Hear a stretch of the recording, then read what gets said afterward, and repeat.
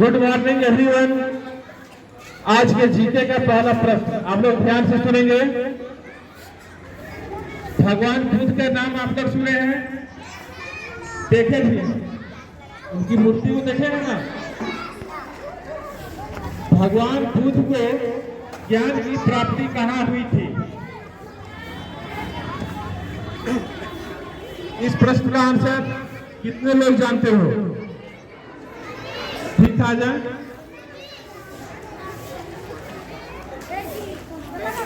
भगवान बुद्ध को ज्ञान की प्राप्ति कहाँ हुई थी?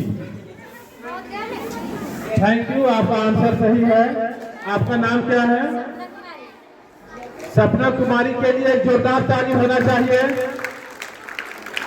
ताली बजाने में आप लोग कंजूसी नहीं करेंगे। आज के जीके का सेकंड क्वेश्चन बहुत इंपॉर्टेंट है। स्वर्ण मंदिर कहाँ स्थित है? स्वर्ण मंदिर कहाँ स्थित है? एनी बॉयज एंड गर्ल, मैं चाहता हूं इस बार बॉयज साइड से कोई आए।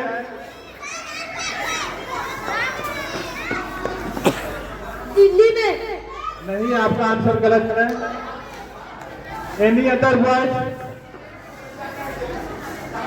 और कोई? अमृतसर। थैंक यू, आपका आंसर सही है।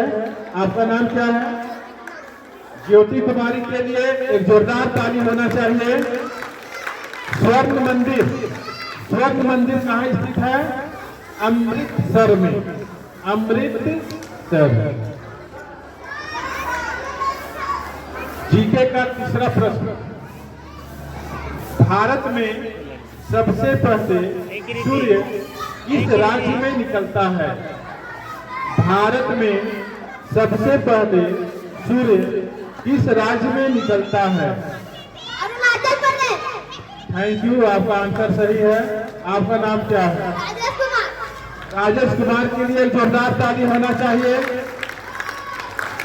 भारत में सबसे पहले सूर्य अरुणाचल प्रदेश में निकलता है। आप लोग याद रखेंगे। जीके का चौथा प्रश्न। हवा महल कहाँ स्थित है?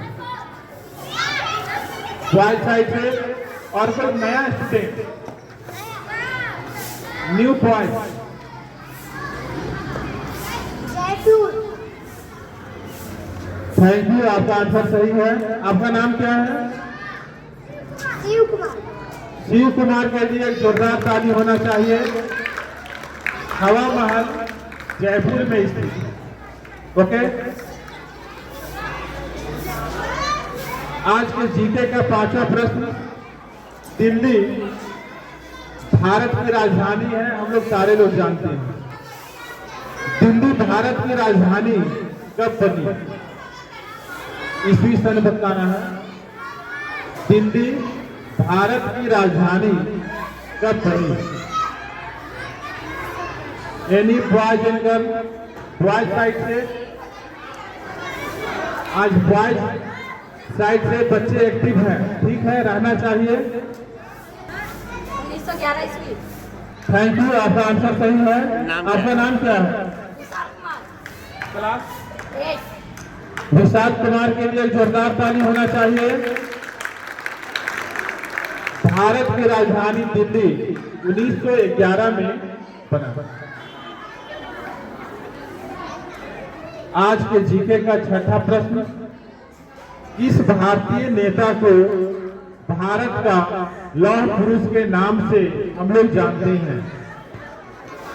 किस भारतीय नेता को भारत का लौह पुरुष के नाम से जाना जाता है?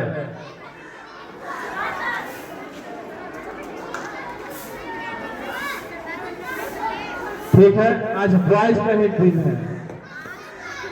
सरदार वल्लभ भाई पटेल। थैंक यू, आपका आंसर सही है। आपका नाम क्या है?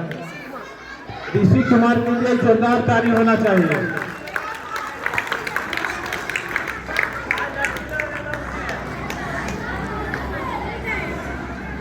आज के जीके का 7वां प्रश्न। चंद्रमा आप लोग डेली देखते हो। चंद्रमा पर उतरने वाला पहला आदमी कौन था? चंद्रमा पर उतरने वाला पहला आदमी कौन था?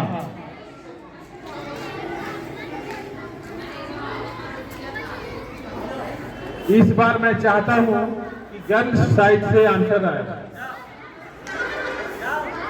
चंद्रमा पर उतरने वाला पहला आदमी कौन था? जो बच्चे आंसर नहीं दे पा रहे हैं कोशिश करेंगे कि वो भी याद कर लेंगे।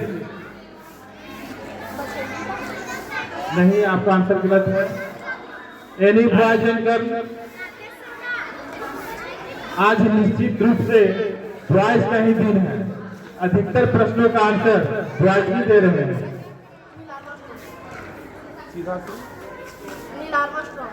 थैंक यू, आपका आंसर सही है। आपका नाम क्या है? निलेश सिंह के लिए एक जोरदार ताली होना चाहिए। आज क्या हो गया है? आज तो सारे लड़के ही आंसर दे रहे हैं।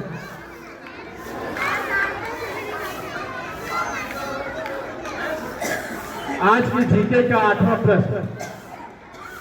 स्वच्छ भारत अभियान की शुरुआत कब हुई? स्वच्छ भारत अभियान की शुरुआत कब हुई?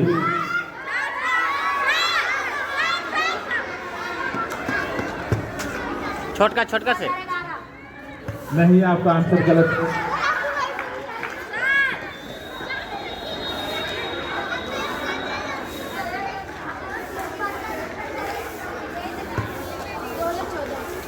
नहीं, 2014। आपका आंसर 50% सही है, लेकिन तारीख ही बतला दें तो ज्यादा अच्छा रहेगा। डेट किसको याद है? थैंक यू, आपका आंसर सही है। आपका नाम क्या है? संगीता कुमारी के लिए जोरदार ताली होना चाहिए। स्वच्छ भारत अभियान की शुरुआत कब हुई? 2 अक्टूबर 2014। 2 अक्टूबर बोलना चाहिए, लेकिन आपने 2014 बोला, वह भी सही था, इसलिए ठीक है। आज के जीके का 9वां प्रश्न ध्यान से सुनेंगे, और मैं चाहता हूं कि इस बार ठीक है, गर्ल्स साइड से ही आंसर आए। कौन सा रक्त समूह सर्वदाता कहलाता है? कौन सा रक्त समूह सर्वदाता कहलाता है? जब किसी भी व्यक्ति के शरीर में ब्लड की कमी हो जाती है या कोई एक्सीडेंट कर जाता है, बहुत सारा रक्त बह जाता है, तो किसी भी व्यक्ति का खून किसी भी व्यक्ति में चढ़ाया नहीं जाता है। ठीक है, किसी भी व्यक्ति के शरीर में खून चढ़ाने के लिए सेम ब्लड ग्रुप को चढ़ाना पड़ता है। यदि किसी व्यक्ति का ब्लड ग्रुप बी पॉजिटिव है तो उस व्यक्ति को बी पॉजिटिव ब्लड ही चढ़ाया जाता है। लेकिन एक ऐसा ब्लड ग्रुप है जिसे हम लोग सभी व्यक्तियों में चढ़ा सकते हैं। वह ब्लड ग्रुप क्या है? B positive. मेरा ठीक है। मेरा ब्लड। थैंक यू, आपका आंसर सही है, लेकिन थोड़ा सा इसमें और सुधार करना होगा। O positive, O positive. आपका नाम क्या है? दीपिका कुमारी के लिए एक जोरदार ताली होना चाहिए। ओ पॉजिटिव ब्लड ग्रुप को हम लोग सर्वदाता ब्लड ग्रुप कहते हैं, क्योंकि ओ पॉजिटिव ब्लड ग्रुप वाले व्यक्ति का खून हम किसी भी व्यक्ति के शरीर में चढ़ा सकते हैं। आज के जीके का 10वां प्रश्न, और मुझे उम्मीद है इस प्रश्न का आंसर आप लोग अधिकतर बच्चे जानते हो। ध्यान से सुनेंगे। विटामिन डी की कमी से कौन सा रोग होता है? विटामिन डी की कमी से कौन सा रोग होता है? क्रिकेटर थैंक यू, आपका आंसर सही है। आपका नाम क्या है? विपिन कुमार के लिए एक जोरदार ताली होना चाहिए।